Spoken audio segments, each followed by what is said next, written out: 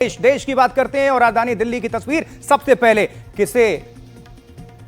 जिसे देखना हमारे लिए और आपके लिए बहुत जरूरी है, क्योंकि ये पीड़ा की तस्वीरें हैं जहां अफसोस और आक्रोश के साथ ये हम तस्वीर आपको दिखाएंगे, इस उम्मीद के साथ भी कि ऐसा किसी परिवार के साथ ना हो। दिल्ली के पीतमपुरा की घटना है जहां पीतमपुरा में स्विमिंग पूल में डूबकर एक बच्चे की मौत हो गई, जिंदगी खत्म हो गई। ये खबर आज हम आपको विस्तार से दिखाएंगे, जानना जरूरी है क्योंकि हमारे घर में भी चिराग हैं, आपके घर में भी चिराग हैं।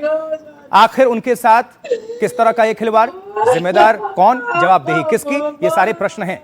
हम चाहेंगे कि आप इस खबर को जरूर देखें और अपने जानने वालों को भी ये साझा करें ताकि आपके घर का बच्चा, उसकी जिंदगी सुरक्षित रहे। सुनिए जरा, ये फिर विस्तार से बताते हैं।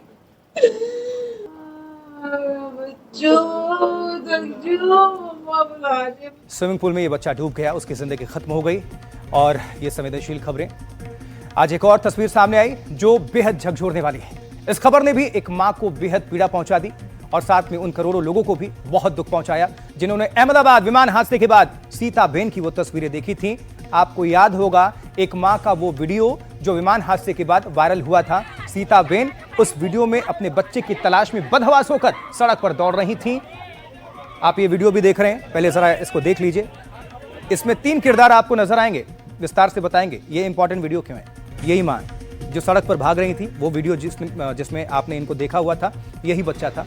आयु बहुत नाबालिग बच्चा जलकर खत्म हो गया और इनका चिराग भी। ये महिला देखिए, ये मां है, मां की जीवटता और खुद भी अभी अस्पताल में जिंदगी और मौत के बीच ये सीताबेन झूल रही हैं, लेकिन इनका बच्चा काल के गाल में समा गया।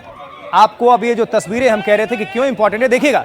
विश्वास की आपने बहुत तस्वीरें देखी, लेकिन जो विश्वास बचे इकलौते यात्री, वो अब फ्रेम पर ध्यान दीजिएगा। ये वीडियो आपको हम फिर से दिखाएंगे।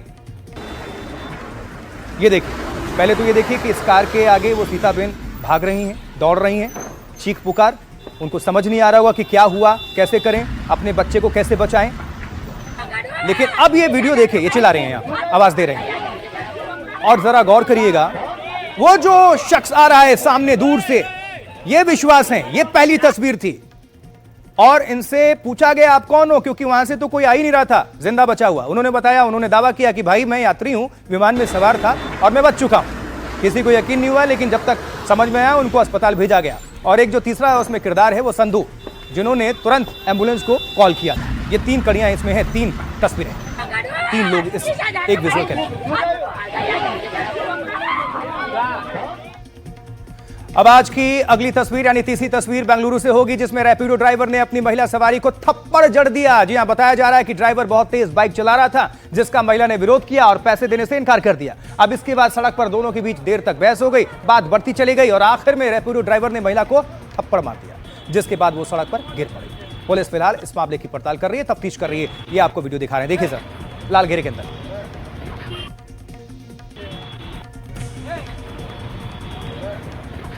अब महिला उनको इंग्लिश में बोल रही थी, वो भाई साहब कह रहे हैं कि हमें अंग्रेजी नहीं आती, लोकल भाषा। दोनों के बीच बात बढ़ी, तू मैं हुई और वो थप्पड़ तक जा पहुंचे। ये लाल घेरे में शख्स रैपिडो चला रहे हैं, लेकिन रैपिड एक्शन फायर, ऐसा कैसे? फिर कानून को हाथ में ले लिया। उसके बाद से पुलिस इस मामले की तफ्तीश कर रही है और FIR दर्ज कराने की बात चल रही है।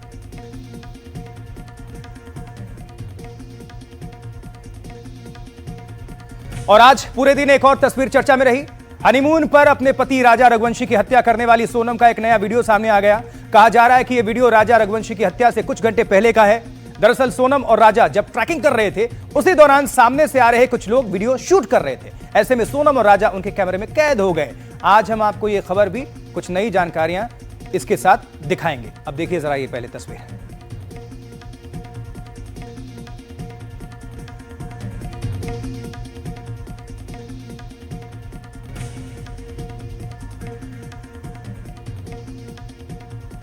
आज उत्तर प्रदेश के हरदोई जिले की एक और तस्वीर भी खास सुर्खियों में है, चर्चा में है। दरअसल वहां एक युवती ने पेट्रोल पंप के कर्मचारी के ऊपर रिवॉल्वर तान दी। उसके बाद से लोग कहने लगे, वीडियो वायरल करके रिवॉल्वर रानी।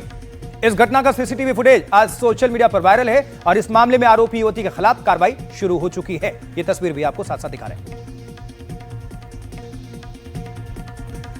देखिए जरा, देखिए इनके पिता भी हैं साथ। लेकिन कर्मचारी से पहले कुछ बात हुई, कहा सुनी हुई, तनातनी, बात इतनी बढ़ गई कि कुछ धक्का मुक्की हुई। उसके बाद से ये कार में जो महिला बैठी थी नीचे उतरती है और पिस्टल लेके उतरती है, रिवॉल्वर देखिए लहराती हुए, सीधे कर्मचारी के सीने पर इसने तान दिया। देखिएगा, एक बार फिर से दिखा देते हैं, जल्दी से देखिए। ये वापस जा रही है लेकिन अभी वापस आएगी। अब यहां से देखिए, दौड़ते हुए आनंद फानन में आती है और ये कर्मचारी रहा सामने।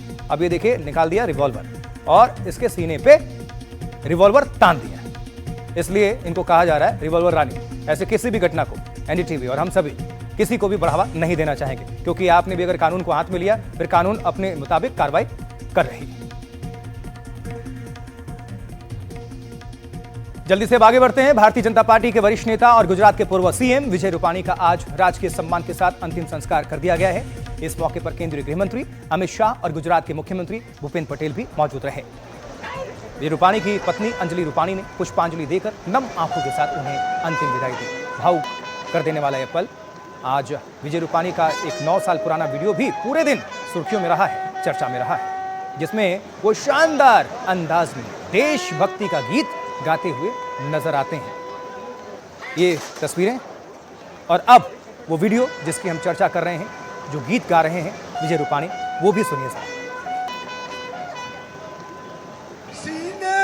जो दिल था यारो आज बना है 16 मेरा रंग दे बसंती चोला मेरा रंग दे बसंती चोला। जिस चोले को पहन शिवाजी खेले अपनी जान पे, जिस चोले को पहन शिवाजी खेले अपनी जान से, उसे पहन झांसी की रानी मिट गई अपनी आन पे, उसे पहन झांसी की रानी मिट गई अपनी आन से। आज उसी को पहन के निकला, पहन के निकला, आज उसी को पहन के निकला हम मर्दों का टोला मेरा रंग दे बसंती चोला मेरा रंग दे बसंती चोला। मेरा रंग दे, मेरा रंग दे, मेरा रंग दे बसंती चोला, रंग दे बसंती चोला मेरा रंग दे बसंती चोला। देखिए, विजय रूपाणी अगर जीवित होते तो गुरुवार का विमान हादसा नहीं होता।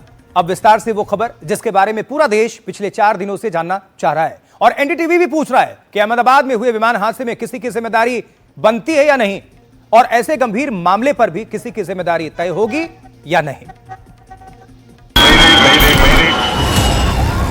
कब तक आसमान में उड़ेगी मौत? कब तक खौफ पैदा करेगी हवाई उड़ान?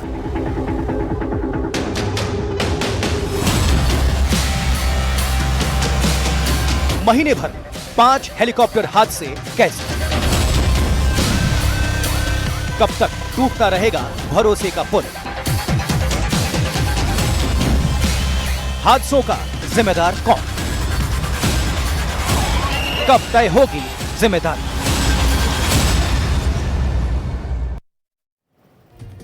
जी हां, इसलिए हम कह रहे हैं जो सवाल लोगों के जहन में उठ रहे हैं आपके और हमारे, उनके जवाब मिलने ही चाहिए। लेकिन अभी अहमदाबाद में गुरुवार को हुए विमान हादसे की जिम्मेदारी इसलिए तय नहीं हो पा रही है कि जांच का काम शुरू ही हुआ है, इसलिए ना कोई एफआईआर दर्ज हुई है ना कोई एक्शन हुआ है। लेकिन पहले भी कई विमान हादसे तो हो चुके हैं। ऐसे में क्या सैकड़ों जानों से खेलने वालों की कोई जवाबदेही या जिम्मेदारी नहीं बनती? यह सवाल एनडीटीवी पूछ रहा है।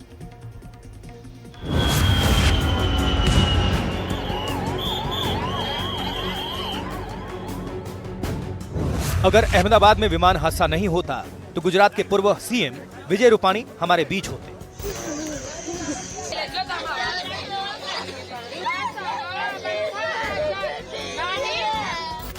अगर वो ड्रीम लाइनर नहीं गिरा होता तो इन आंखों में शोक, दर्द और वेदना के आंसू नहीं होते। अगर एयर इंडिया का विमान उड़ान के 5 मिनट के भीतर ही धम से नहीं गिरा होता तो इन लोगों को अपनों का शव ढूंढने के लिए डीएनए मिलान को नहीं आना पड़ता। इन तस्वीरों के साये में पूछता है एनडीटीवी कि कौन है जिम्मेदार, कब तय होगी जिम्मेदारी। क्या मात्र एक हादसा मानकर इस बोइंग 787 ड्रीमलाइनर में मारे गए 241 यात्रियों का दर्द भूल जाएंगे? ऐसे सवाल इसलिए उठ रहे हैं कि अब तक किसी पर सवाल नहीं उठा है, अब तक कोई एफआईआर दर्ज नहीं हुई है, अब तक कोई एक्शन नहीं लिया गया है। यह कहा जा रहा है कि अभी पता ही नहीं है कि इतने बड़े हादसे के पीछे की वजह क्या हो सकती है। Form another high-level committee before, and immediately we have constituted the committee also yesterday under the chairmanship of Home Secretary, and we have put a time limit of 3 months for them to sit down, talk to various stakeholders, and involve and discuss with any other important expert that is necessary as per their investigation. तो फिलहाल जांच का काम चल रहा है। High level committee गठित कर दी गई है। अमेरिका और इंग्लैंड से जांच टीम आ चुकी है। एविएशन एक्सीडेंट इन्वेस्टिगेशन ब्यूरो और इंटरनेशनल सिविल एविएशन ऑर्गेनाइजेशन इसकी जांच कर रहे हैं। लेकिन इस सवाल का कोई जवाब नहीं मिल रहा है कि कहीं जांच के खेल में सैकड़ों लोगों की आंखों में थम गए आंसू सूख न जाएं। जब जांच मुकम्मल होगी तब तय होगा कि आंच किस पर आ रही है। लेकिन कुछ सवालों का जवाब तो चाहिए ही। क्या जिन विमानों को दुरुस्त बताया जाता है वो वाकई बिल्कुल फिट हैं? अगर हैं तो फिर करीब 10 साल पहले बोइंग के ही विमान में लंदन के हिथ्रो एयरपोर्ट पर उसके लिथियम आयन बैटरी में आग लगने के बाद क्या अलार्म की घंटी बजी? 2018 में इंडोनेशिया में बोइंग विमान ही हादसा का शिकार हुआ तो क्या उससे कोई सबक लिया गया? 2019 में इथोपिया में हुए बोइंग विमान हादसे से क्या सबक सीखा गया? अहमदाबाद हादसे में ही जिन तकनीकी समस्याओं की बात हो रही है उनके बारे में क्या सोचा गया? और क्या 1.25 करोड़ रुपए के मुआवजे में सारे सवाल, सारी जिम्मेदारियां ढक जाएंगी? जिनके परिजन उस हादसे की भेंट चढ़ गए उनका दर्द इन सवालों का जवाब मांग रहा है। एक सवाल बार बार पायलट की गलती पर उठाया जा रहा है। सवाल है कि क्या वो बड़े लोगों को बचाने के लिए किया जा रहा है? क्या पायलट को दोषी ठहराकर एयरलाइंस को जवाबदेही से बचाने की कोशिश हो रही है? क्या इससे विमान बनाने वालों की साख बचाने की कोशिश हो रही है? क्या सिस्टम से जनता के विश्वास को टूटने से बचाने के लिए ये सब हो रहा है? एक अहम सवाल यह भी है कि क्या हवाई उड़ानों के लिए जितनी मुकम्मल व्यवस्था चाहिए वो है या नहीं? अक्सर ये सवाल उठता है कि एविएशन डिपार्टमेंट में भी उतने लोग नहीं हैं जितने लोगों की दरकार है, यानी रिक्त पद कायम है। मीडिया रिपोर्ट्स के मुताबिक परिवहन, पर्यटन और संस्कृति पर एक संसदीय समिति ने इसी साल 25 मार्च को संसद में एक रिपोर्ट पेश की। उसमें directorate general of civil aviation यानी DGC, bureau of civil aviation security यानी BCAS और एयरपोर्ट्स अथॉरिटी ऑफ इंडिया यानी AAI में खाली पदों पर चिंता जाहिर की गई थी। समिति की रिपोर्ट के मुताबिक AAI में 3200 से ज्यादा पद खाली पड़े हुए। ये रिक्तियां कुल पदों की करीब 17% है। उसी तरह BCAS में भी 35% पद खाली पड़े हैं जिनके जिम्मे विमानों की सुरक्षा का काम है, जबकि DGCA में 53% से ज्यादा पद खाली पड़े हुए हैं। साफ है कि वक्त लीपापोती का नहीं है, सीधे जवाबदेही का है। और जब तक जिम्मेदारी और जवाबदेही तय नहीं होती, NDTV लोगों की जिंदगी से जुड़े इन सवालों को उठाता रहेगा। अहमदाबाद से ऐश्वर्या जैन की रिपोर्ट के साथ NDTV इंडिया की रिपोर्ट। तो अहमदाबाद हादसे में जो लोग मारे गए हैं अब उनके DNA टेस्ट का काम चल रहा है ताकि शवों को उनके परिवार वालों को सौंपा जा सके। देखिए, आज शाम 6 बजे 119 शवों के DNA मैच किए जा चुके हैं शाम 6 बजे तक, और इनमें से 76 डेड बॉडीज को उनके परिजनों को सौंप दिया गया, उनके हवाले कर दिया गया। लेकिन तकलीफ की बात यह है कि अभी भी कुछ यात्रियों या फिर लापता लोगों का पता नहीं चल पाया है, नहीं लगाया जा सका है। और यही वजह है कि हादसे वाली जगह पर मलबे को खंगालने की जो प्रक्रिया है उसका काम जारी है। अहमदाबाद नगर निगम के 40 कर्मचारी इस काम में लगे हुए हैं, डटे हुए हैं। संक्रमण भी रोकने के लिए सोडियम हाइपोक्लोराइड का छिड़काव हो रहा है। मलबा हटाने में जुटे लोगों को मास्क और ग्लव्स बांटे गए हैं।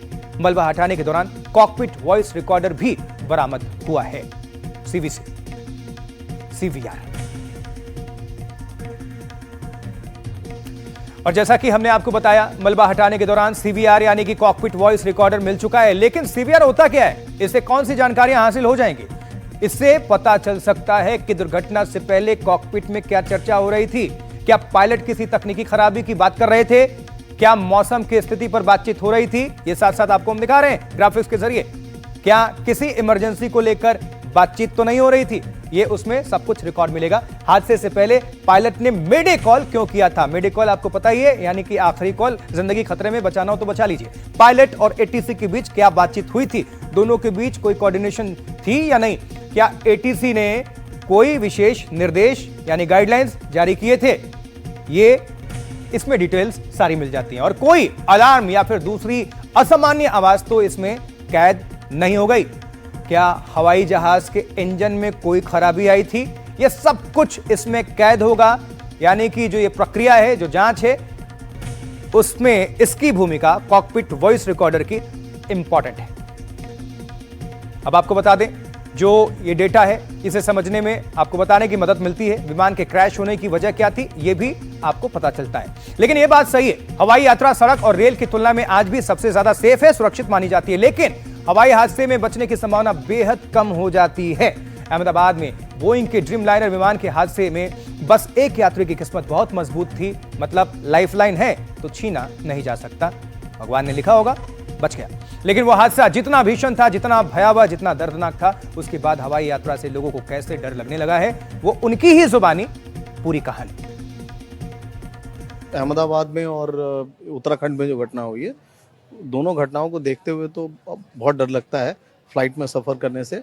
और अब तो बहुत ऐसा हो गया कि कहीं पब्लिक प्लेस में भी जाने में डर लगता है, कहाँ पता नहीं कब क्या हो जाए, मालूम नहीं, सेफ नहीं हो कुछ। इतने बड़े ट्रैवल मूड को फ्लाइट से ट्रैवल करना, कई लोगों के बिजनेसेस रन होते हैं, कई लोगों को जल्दी पहुंचना होता है, तो हाँ एक डर तो बन गया है। लेकिन मुझे ऐसा लगता है सेफ्टी की तरफ ज़्यादा कंसर्न दिखाना चाहिए, ताकि ये डर अब थोड़ा मेंटेन ना रहे और आगे ऐसा हादसा कभी ना हो। डर तो लगता ही है। अब मुझे कल को अगर कहीं जाना है तो डर थोड़ा सा रहेगा, एयर बस के लिए, किसी भी फ्लाइट के लिए कुछ भी ऐसा है। फ्लाइट जैसे फ्लाइट है और अदर ट्रांसपोर्ट मीन्स हैं, इसमें प्रोबेबिलिटी रहती है कुछ इंसिडेंट्स होने की, एक्सीडेंट्स होने की। तो ये पहले भी होता हुआ है, आगे भी होता रहेगा, तो ऐसे केसेस तो आते रहेंगे। बट डर नहीं सकते हम ऐसे, बट एक हाँ माइल्ड डर रहता ही है।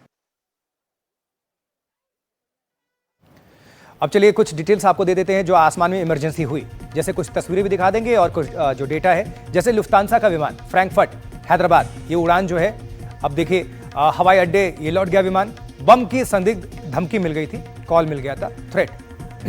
और अगली जो इससे जुड़ी खबर है, सऊदी एयरलाइंस जद्दा लखनऊ उड़ान, विमान उतरते हुए पहियों में दिख गई चिंगारियां। लखनऊ उत्तर प्रदेश की जो राजधानी है, वहां पर सुरक्षित विमान को लैंड किया गया, उतार दिया गया।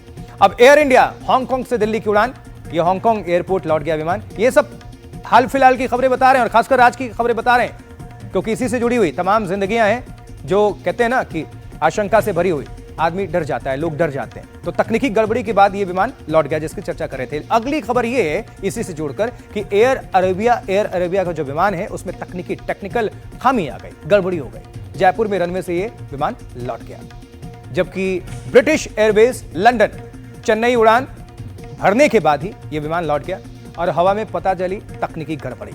तो भी दुनिया भर में भी हलचल है। तमाम जो भी विमान है, कोई कसर नहीं छोड़ना चाहता, क्योंकि जीरो रिस्क, क्योंकि जिंदगी यात्रियों के साथ जो है खिलवाड़ नहीं करना है, चाहे वो मेंटेनेंस से जुड़ी हुई या कोई भी जल्दबाजी नहीं करनी। अब देखिए जरा, गुरुवार को अहमदाबाद में भीषण विमान हादसा हुआ और अभी देश उस शोक से उबरा भी नहीं था कि रविवार की सुबह केदार घाटी में हेलीकॉप्टर हादसा हो गया, जिसमें पायलट समेत 7 लोगों की जिंदगी काल के काल में समा गई। उस हेलीकॉप्टर हादसे ने सिस्टम के आगे कैसे एक बड़ा सा सवालिया निशान लगा दिया है, उसको भी समझना चाहिए। अब आपको दिखाते हैं एक इसी से जुड़ी स्पेशल रिपोर्ट, खास रिपोर्ट।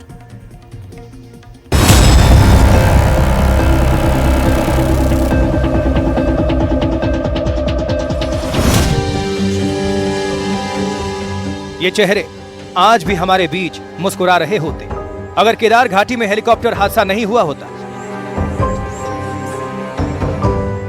सवाल है कि बड़े अरमान के साथ, बड़े भरोसे के साथ जिन लोगों ने हेलीकॉप्टर में केदारनाथ की यात्रा शुरू की थी, उनके मलबे में बदल जाने के लिए जिम्मेदार कौन है?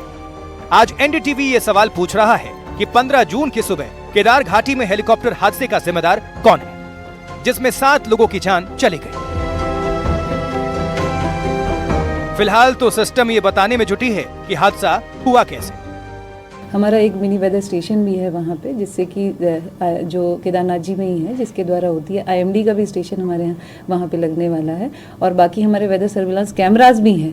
लेकिन क्योंकि ऑपरेशंस इतने हो गए हैं और क्योंकि वेदर इतना अनप्रेडिक्टेबल है और टेरेन इतना डिफिकल्ट है, तो और सेफ्टी मेजर्स इसमें डालने जरूरी है। केदारनाथ जी में पिछले साल ही एक जो है ऑटोमेटिक वेदर स्टेशन लगा है और उसकी रीडिंग्स में मिल रही है, तो वो यूकाडा है या जो ऑपरेटर्स हैं उनको शेयर करते हैं वो जो है, और उसमें जो डेटा है अब उसमें आपका मिनिमा मैक्सिमा क्या है जो उनके चॉपर फ्लाई करते हैं, तो वो उनको चीज़ देखनी है, तो उसमें जो डेटा है उसमें वो मिलता है। अगर सारे कारण सही हैं, तो भी कुछ सवाल तो उठ ही रहे हैं। खराब मौसम में हेलीकॉप्टर क्यों उड़ाया गया? क्या हेलीकॉप्टर सेवा देने वाले ज्यादा से ज्यादा पैसा कमाने के चक्कर में लोगों की जान से खेल रहे हैं? अब तक वहां वेदर स्टेशन क्यों नहीं बना? फिर एयर ट्रैफिक कंट्रोल सिस्टम क्यों नहीं है? आखिर क्या वजह है कि 35 दिनों में 5 विमान हादसे हो गए? केदारनाथ में एक हेलीकॉप्टर एक दिन में लगभग 230 बार उड़ान भरते हैं। एक हेलीकॉप्टर घंटे में 3 से 4 बार चक्कर लगाता है, यानी एक हेलीकॉप्टर 28 से 30 बार चक्कर लगा देता है। अब हादसे पर हादसे होते गए तो उत्तराखंड में इंटीग्रेटेड कमांड सेंटर बनाने की बात की जा रही है। ये हुआ कि DGCA और अन्य एजेंसीज के कुछ ऑफिसर्स यहाँ पे परमानेंटली बेस्ड रहेंगे, और एक तरह से हम ये पूरे जो सहस्त्रधारा हेलीपोर्ट है इसको integrated control command coordination and communication centre के रूप में इसको विकसित किया जाएगा। हादसों के बाद सरकार जगी है और अब पुख्ता व्यवस्था बनाने की बात हो रही है, लेकिन खामियों और जरूरतें पहले से पता थीं, तो एक्शन क्यों नहीं लिया गया? जबकि सबको पता है कि ऐसे हादसे इसलिए हो रहे हैं कि 4 धाम में उड़ने वाले हेली सिंगल इंजन के हैं। दुर्गम और अति संवेदनशील पहाड़ियों में हेलीकॉप्टर को उड़ान भरनी पड़ी है। बिजनेस के लिए लगातार हेलीकॉप्टर्स उड़ाए जाते हैं। SOP का पालन नहीं किया जाता है, यहाँ तक कि खराब मौसम की भी परवाह नहीं की जाती है। साथ ही हेलीकॉप्टर की मेंटेनेंस भी नहीं के बराबर होती है। इसलिए सवाल उठ रहा है कि इन हादसों में किसी की जिम्मेदारी तय होगी या फिर किसी मैनेजर या छोटे कर्मचारी पर मामला ठोककर मामला रफा दफा कर दिया जाएगा। केदारनाथ में बीते 14 सालों में 13 हेली दुर्घटनाएं हो चुकी हैं, जिसमें 41 लोगों की जान जा चुकी है, लेकिन अब तक एक्शन की बातों से आगे कुछ ऐसा हुआ नहीं जो ऐसे हादसों को रोकने में कारगर साबित हो। और जो इस घटना में दोषी हैं, जिनके कारण से घटना हुई है, उनको तत्काल उनके खिलाफ सख्त कार्रवाई की जाए। बाबा केदारनाथ की यात्रा एक धार्मिक विश्वास की यात्रा है, लेकिन उस मंजिल के सफर पर हेलीकॉप्टर सेवा अविश्वास की तरह कुंडली मारकर बैठ गई है। देहरादून से किशोर रावत की रिपोर्ट, NDTV इंडिया के लिए। देखिए, अभी हम रुक रहे हैं एक छोटे से ब्रेक के लिए, लेकिन ब्रेक के उस पार जब वापस आएंगे तो आपके बच्चों से जुड़ी हुई बहुत बड़ी खबर देंगे। आप अपने बच्चों को बचाइए, लेकिन किस चीज से? छोटे से ब्रेक के बाद। देखते रहे, बने रहे NDTV इंडिया के साथ। चलिए, छोटे से ब्रेक के बाद फिर से एक बार खबरों को देते हैं धार। देखिए, यह खबर आपके बच्चों के लिए, जैसा ब्रेक से जाने से पहले हमने कहा था, अपने बच्चों को बचाइए। आखिर किस चीज से, इसको विस्तार से अब आपको हम बताने जा रहे हैं। अब आपको एक पूरी हम रिपोर्ट भी दिखाएंगे। जिम्मेदारी किसकी होगी? सवाल दिल्ली की एक अफसोसजनक घटना के बाद यह पूछा जा रहा है, जहां 6 साल के एक बच्चे की स्विमिंग पूल में डूबकर जिंदगी खत्म हो गई, मौत हो गई। ये गर्मी की छुट्टियों का वक्त है, हो सकता है आपके परिवार के बच्चे भी स्विमिंग पूल में जाते ही होंगे, हो नहीं सकता जाते ही होंगे। ऐसे में आज आपको एक रिपोर्ट बहुत ध्यान से, गौर से देखनी चाहिए, क्योंकि हमारे बच्चों की जिंदगी का सवाल है। रिपोर्ट देखें।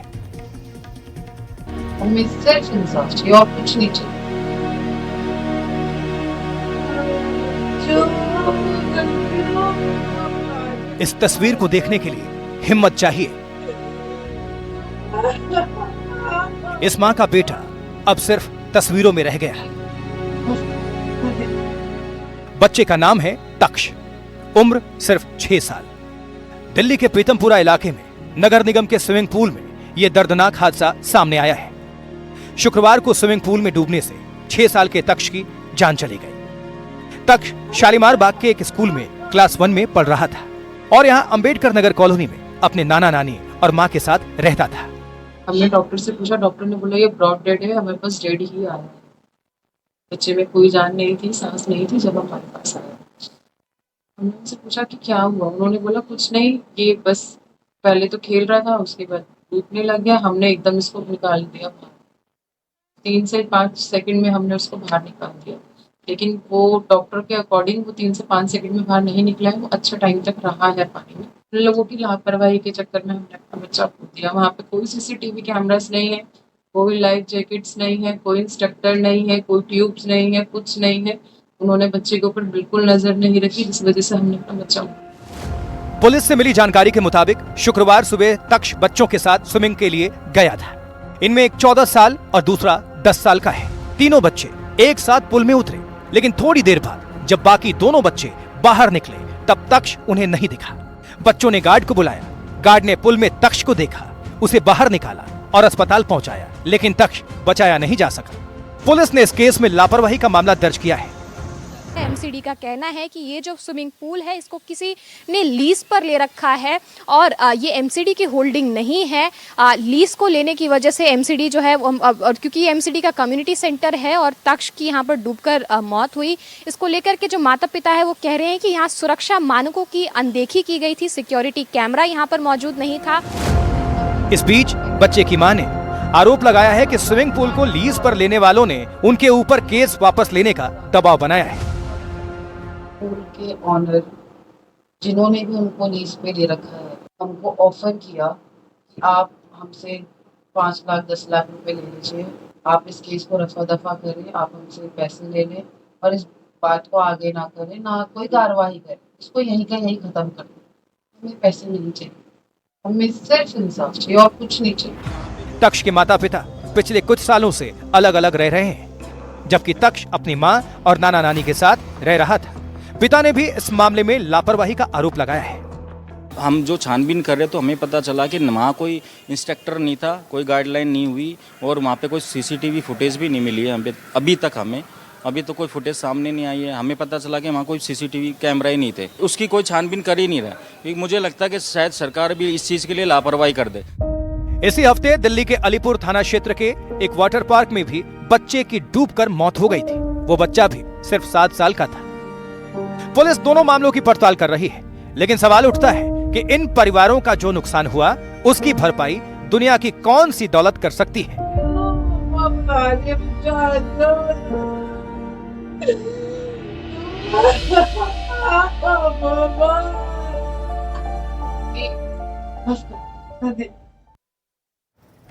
बिल्कुल, आपका बच्चा, उसकी जिंदगी सुरक्षित है या नहीं, खतरे में तो नहीं। स्विमिंग पूल में कभी भी जाएं तो सबसे बेहतर तो ये होता है कि स्वयं उपस्थित रहें, सबसे इंपॉर्टेंट यही है। चलिए कुछ डिटेल्स आपको हम दे रहे हैं। चूंकि गर्मियों की छुट्टियां चल रही हैं, ऐसे में अलग अलग सोसाइटीज और क्लब में स्विमिंग पूल की डिमांड काफी बढ़ जाती है। हो सकता है कि आपका भी जो बच्चा है वो स्विमिंग पूल जा रहा हो और एनडीटीवी का बस इतना भर कहना है कि बच्चों के मामले में 100% सावधानी बरतें। आप पेरेंट्स थोड़ी सी भी चूक नहीं, क्योंकि चूक हुई और देखिए क्या हुआ। स्विमिंग पूल के मामले में इन बातों का ख्याल जरूर रखें। आपको कुछ और डिटेल्स दे देते हैं। बच्चों पर हमेशा नजर रखें, साथ रहें तो सबसे बेहतर है। चाहे पूल में लाइफ गार्ड हो या नहीं, बच्चा तैरना जानता हो या नहीं, लाइफ जैकेट जरूर पहनाएं आप। हमें लगता है कि क्यों खर्च करें, लाइफ जैकेट से क्या होगा, लेकिन सावधानी हटी दुर्घटना घटी। जिस पुल में बच्चे जा रहे हैं वहां प्रशिक्षित लाइफ गार्ड होने अनिवार्य हैं। बेसिक ट्रेनिंग जरूर हो ताकि बच्चा खुद को सहज महसूस कर सके।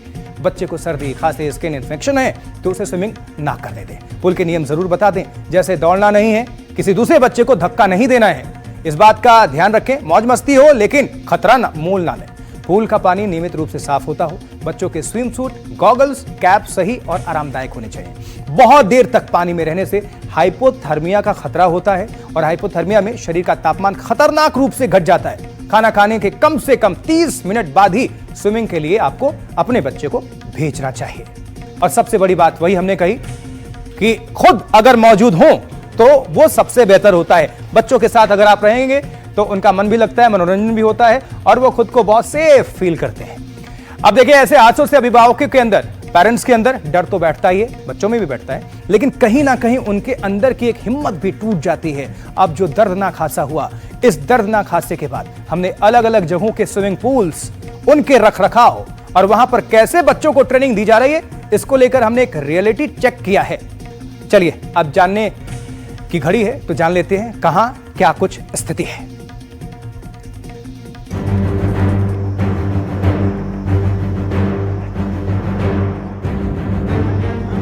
दिल्ली में हुए इस दर्दनाक हादसे के बाद हमारी टीम ने एक रियलिटी चेक किया। इस हादसे के बाद जहां एक और अभिभावकों में डर है, वहीं दूसरी ओर स्विमिंग पूल में मौजूद इंस्ट्रक्टर भी अलर्ट है। हमारी टीम सबसे पहले राजस्थान के उदयपुर पहुंची। हमने वहां के राजकीय महाराणा प्रताप खेल गांव स्थित स्विमिंग पूल का जायजा लिया। वहां मौजूद जिला खेल अधिकारी ने कहा, बगैर ट्रेनर के बच्चों को पूल के अंदर जाने नहीं दिया जाता। जो निजी तौर पर या सरकारी तौर पर चलते हैं, जिसमें स्विमिंग पूल हुआ, वाटर पार्क हुआ, उस सवाल खड़े होने लग गए कि वहाँ की सुरक्षा व्यवस्था क्या है।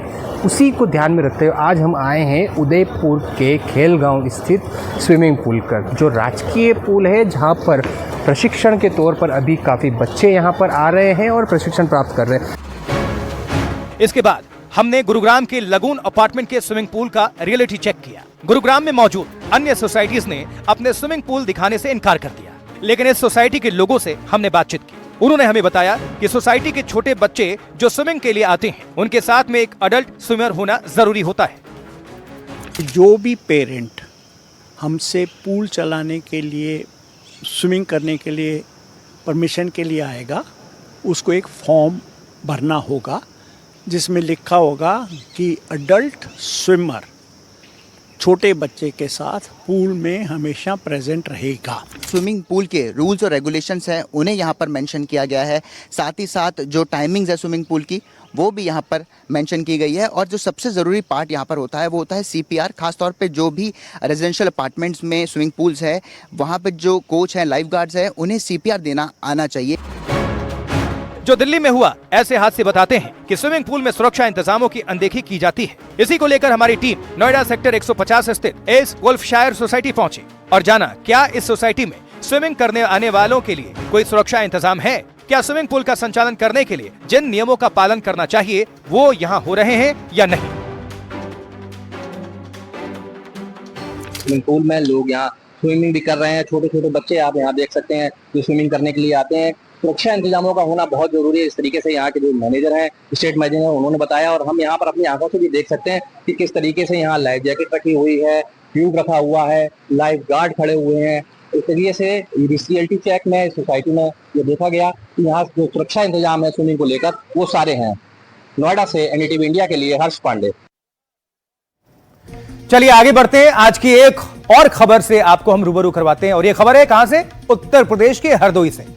जी हां, हरदोई जिले में एक युवती की दबंगई देखने को मिली और युवती ने पेट्रोल पंप पर एक सेल्समैन के सीने पर रिवॉल्वर ही तान दी और लोग सोशल मीडिया पर ये वीडियो देखने के बाद कह रहे हैं रिवॉल्वर रानी।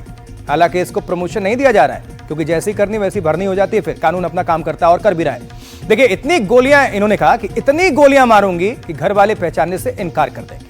घटना का CCTV फुटेज सोशल मीडिया पर वायरल है और बिलग्राम पुलिस ने इस मामले में युवती और उसके पिता और मां के विरुद्ध आवश्यक कार्रवाई करते रिवॉल्वर और कारतूस को जब्त कर लिया है। विधिक कार्रवाई शुरू हो चुकी है। रिपोर्ट।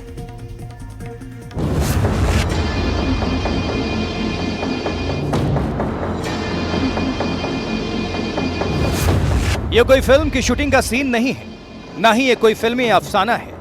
यह है हरदोई की रिवॉल्वर रानी, जिसने पेट्रोल पंप पर हुई मामूली कहासुनी के बाद पेट्रोल पंप कर्मचारी के सीने पर कट्टा तान दिया।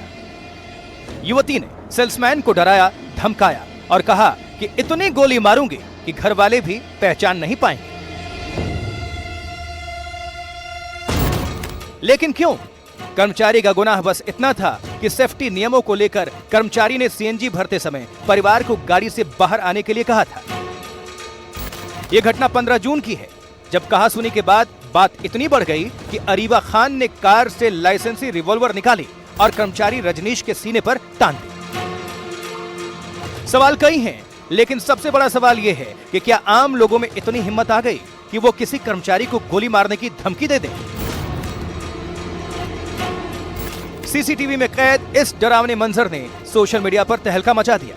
वीडियो वायरल होने के बाद हरदोई पुलिस हरकत में आई तुरंत मौके पर पहुंचकर अरीबा खान और पिता एहसान खान के खिलाफ एफआईआर दर्ज की गई। लाइसेंसी रिवॉल्वर को जब्त कर लिया गया। सीएनजी भरने को लेकर वाद विवाद में युवती द्वारा सीएनजी पंप कर्मी को रिवॉल्वर दिखा के धमकाया गया है। संबंधित लाइसेंसी रिवॉल्वर को कब्जा पुलिस लेकर सीज कर दिया गया है।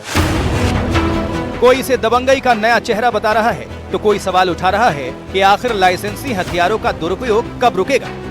उत्तर प्रदेश में भले ही योगी सरकार क्राइम पर लगाम लगाने का दावा कर रही हो, लेकिन हरदोई का ये रिवॉल्वर कांड अब सवाल खड़े कर रहा है। क्या हथियारों का दुरुपयोग रोकने के लिए और सख्त कदम उठाने की जरूरत है? Bureau report, NDTV India. आगे बढ़ते हैं और ये खबर हरियाणा से। हरियाणा के सोनीपत से एक सनसनीखेज और दिल दहला देने वाली खबर सामने आई है। पूरी डिटेल्स बता देते हैं, देखिए चलिए। हरियाणवी म्यूजिक इंडस्ट्री का उभरता सितारा 23 वर्षीय मॉडल शीतल चौधरी और उनकी बेरहमी से कत्ल। उनका शव खरखोदा के पास रिलायंस नहर में मिला। गला रेत कर मौत के घाट उतार दिया गया शीतल को। और इस हत्याकांड ने न केवल हरियाणवी म्यूजिक इंडस्ट्री को झकझोर कर रख दिया है, बल्कि कई सवाल भी खड़े कर दिए हैं। रिपोर्ट आपको देखनी चाहिए, देखिए जरा।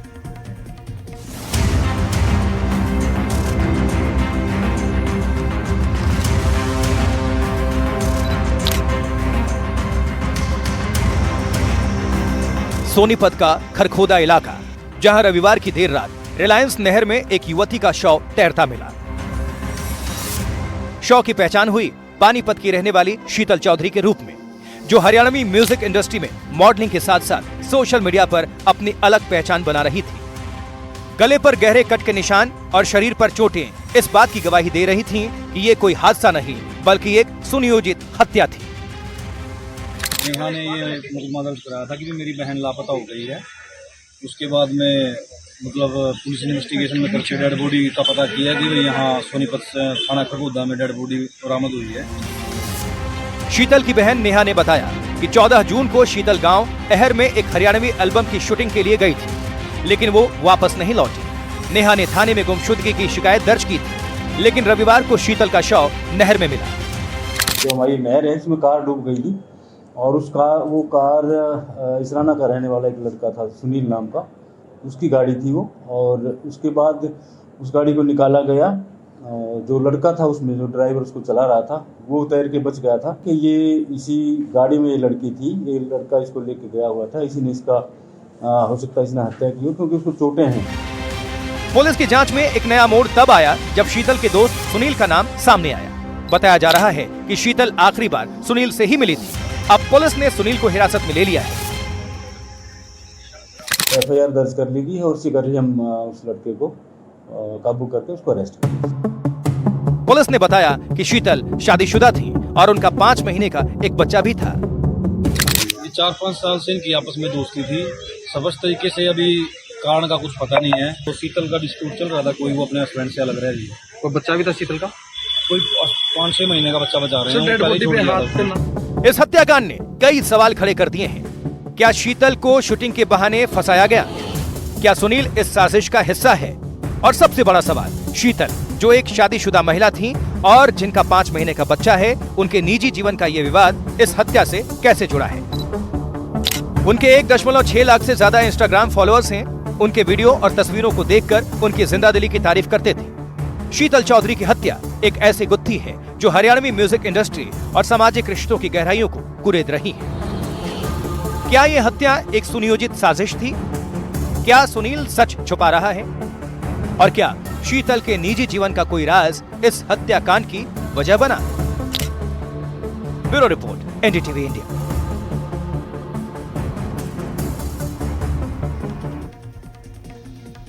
तो ये तो बात होगी हरियाणा की। अब जरा आपको हम लिए चलते हैं बेंगलुरु। बेंगलुरु में एक रैपिडो बाइक चालक के तेज रफ्तार से बाइक चलाने पर महिला यात्री के टोकने को लेकर विवाद हो गया। विवाद इतना जमकर हुआ कि बाइक से उतरने के बाद महिला ने बाइक ड्राइवर को पैसे देने से इनकार किया। अब इससे गुस्सा होकर रैपिडो चालक ने महिला को थप्पड़ जड़ दिया। अब यह घटना वहां एक इमारत में लगे सीसीटीवी कैमरे में कैद हो गई और इसका वीडियो भी इंटरनेट मीडिया पर जमकर वायरल हो चुका है। वायरल वीडियो में देखा जा सकता है, देखिए जरा, दिखाते रहे हैं साथ में। हाँ, घटनाक्रम देख लीजिए पहले। सड़क पर एक स्कूटी खड़ी है, महिला के सामने एक ड्राइवर है और साथ में कुछ कर्मचारी खड़े हैं। महिला उन्हें मामला बता रही होती है। इतने देर में काले स्वेट शर्ट में खड़ा ड्राइवर महिला को जोरदार थप्पड़ मारता है, फिर उसे धक्का देता है, जिसके बाद महिला सड़क पर गिरती है। पुलिस ने अब इस मामले में केस दर्ज करके जांच शुरू कर दी है।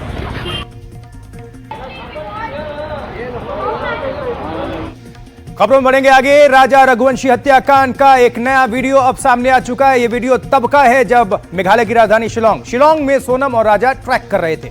देव सिंह नाम के एक ट्रैवलर के कैमरे में दोनों को साफ तौर पर देखा जा सकता है। आगे सफेद रंग की शर्ट पहने सोनम चल रही है, जबकि राजा उसके पीछे ट्रैक कर रहा है। यह वीडियो उसी दिन का बताया जा रहा है जिस दिन राजा की हत्या की गई थी, कत्ल हुआ था। तो पहले वीडियो के सामने आने के बाद कुछ समय बाद यह दूसरा वीडियो भी सामने आ गया और जिसमें राजा की हत्या में शामिल 3 आरोपी आकाश, विशाल और आनंद साफ तौर पर देखे जा सकते हैं। ये तीनों लोग सोनम और राजा के पीछे पीछे ट्रैक कर रहे थे और अब इनका जो वीडियो है देव सिंह नाम के ट्रैवलर के कैमरे में कैद हो गया है।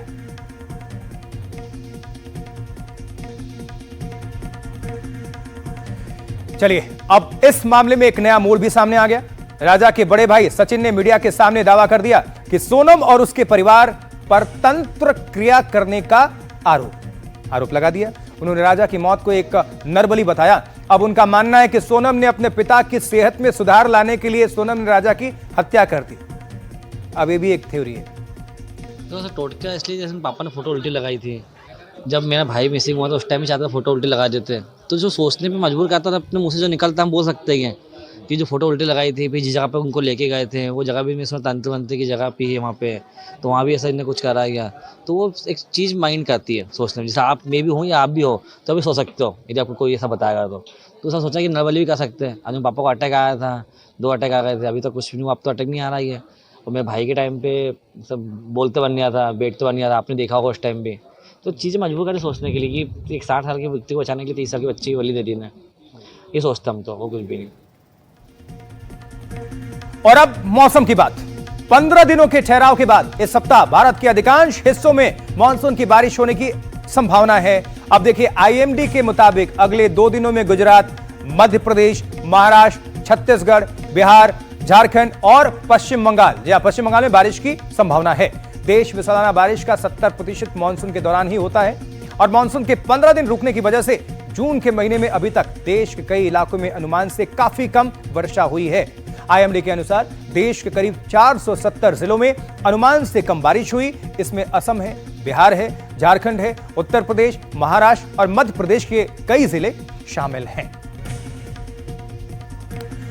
और आगे अगर आपको बता दें तो अगले कुछ दिनों में देश के अधिकांश क्षेत्रों में बारिश की संभावना है।